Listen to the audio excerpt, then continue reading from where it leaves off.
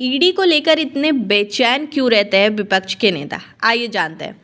पिछले कुछ सालों में ईडी की ताबड़तोड़ कार्रवाई ने खूब सुर्खियां बटोरी है। इस जांच एजेंसी को अब सीबीआई और एनआईए से भी ज्यादा ताकतवर माना जाता है। हालांकि ईडी के शिकंजे में आए 85% नेता विपक्ष के ही होते हैं। आज़ादी के बाद के सालों में विदेश में चल रहे स्टॉक एक्सचेंज के लेन देन करने वाले लोगों की जांच की जरूरत महसूस हुई। इसके लिए देश की आज़ादी के समय से एक कानून था, फॉरेन एक्सचेंज रेगुलेशन एक्ट फेरा 1947। साल 1956 में देश में जवाहरलाल नेहरू की सरकार थी। इस दौरान आर्थिक मामले के विभाग ने एक अलग यूनिट बनाने का प्रस्ताव रखा। इस यूनिट का नाम था इन्फोर्समेंट यूनिट। एक साल बाद इस यूनिट की शुरुआत हुई। दिल्ली में इसका ऑफिस खोला गया और एक लीगल सर्विस अफसर इसका कर्ता धर्ता बना दिया गया। ये इस यूनिट के डायरेक्टर थे। इसके बाद आरबीआई के एक अन्य अधिकारी को इस डायरेक्टर का असिस्टेंट बना दिया गया। साथ ही 3 इंस्पेक्टर रैंक के पुलिस अफसर भी इस यूनिट में शामिल किए गए।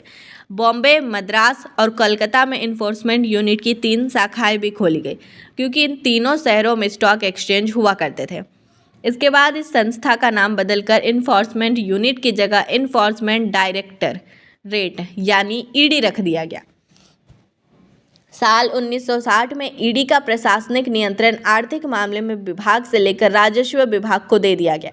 कुछ वक्त बाद 1947 को फॉरेन एक्सचेंज रेगुलेशन एक्ट निरस्त हो गया और इसकी जगह 1973 में आए नए फॉरेन एक्सचेंज रेगुलेशन एक्ट ने ले ली।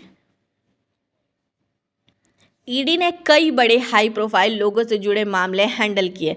मसलन महारानी गायत्री देवी, जयललिता, टीटीवी दिनकरन, हेमा मालिनी, विजय माल्या, रिलायंस के प्रतिद्वंद ऑर्को ग्रुप और बीसीसीएल के चेयरमैन अशोक जैन से जुड़े मामले में फेरा कानून के उल्लंघन के आरोप में ईडी ने जांच की।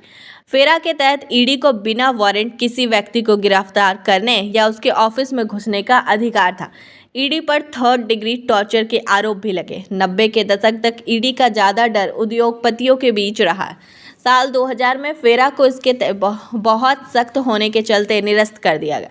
इसकी जगह पर आए फेमा कानून के तहत विदेशी मुद्रा से जुड़े अपराधियों को सिविल ऑफिस में बदल दिया गया।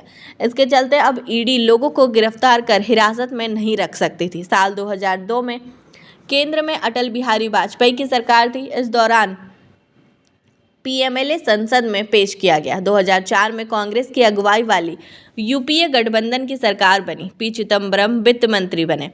1 जुलाई 2005 को यूपीए सरकार ने अटल सरकार के समय बने पीएमएलए कानून को लागू कर दिया। फिर यूपीए सरकार ने ही 2012 में पीएमएलए अधिनियम लाकर इसके तहत आने वाले अपराधों का दायरा बढ़ाया। इसमें धन छुपाने, अधिग्रहण और धन के आपराधिक कामों में इस्तेमाल के काम को शामिल किया गया। इस संशोधन की बदौलत ईडी को कुछ और विशेष अधिकार मिले। मसलन पीएमएलए ईडी को राजनीतिक घोटाले पर कार्रवाई का भी अधिकार देता है। इसके बाद विदेशों में शरण लेने वाले आर्थिक मामले के अपराधियों की तादाद बढ़ी, तो इनसे निपटने के लिए बीजेपी की अगुवाई वाली एनडीए सरकार ने साल 2018 में भगोड़ा आर्थिक अपराधी अधिनियम पास कर दिया। इस कानून के तहत कार्रवाई करने की जिम्मेदारी भी ईडी के पास आ गई। जब किसी थाने में 1 करोड़ रुपए या उससे ज़्यादा की रकम गलत तरीके से कमाने का मामला दर्ज हो तो ये सूचना पुलिस ईडी को देती है। इसके अलावा अगर ऐसा कोई मामला ईडी के स्वतः संज्ञान में आए तो वह खुद थाने से एफआईआर या चार्जशीट की कॉपी मांग सकती है। इसके बाद ईडी ये देखती है कि मनी लॉन्ड्रिंग का तो नहीं है। मतलब साफ है कि Delhi police special establishment act 1946 के तहत बनी सीबीआई को किसी भी राज्य में घुसने के लिए राज्य सरकार की अनुमति जरूरी है।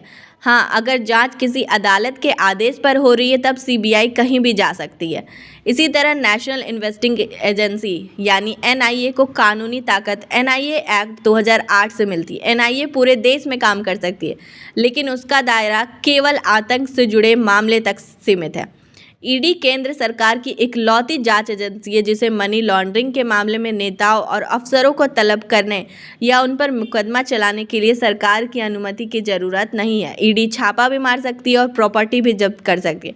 हालांकि अगर प्रॉपर्टी इस्तेमाल में है, जैसे मकान या कोई होटल, उसे खाली नहीं कराया जा सकता है। मनी लॉन्ड्रिंग एक्ट में ईडी जिसे गिरफ्तार करती है उसे जमानत मिलना भी बहुत मुश्किल होता है। इस कानून के तहत जांच करने वाले अफसर के सामने दिए गए बयान को कोर्ट सबूत मानता है, जबकि बाकी कानून के तहत ऐसे बयान की अदालत में कोई वैल्यू नहीं होती है। ईडी ने अब तक 6000 केस दर्ज किए हैं, लेकिन सिर्फ 24 मामले में अब तक सजा मिली है।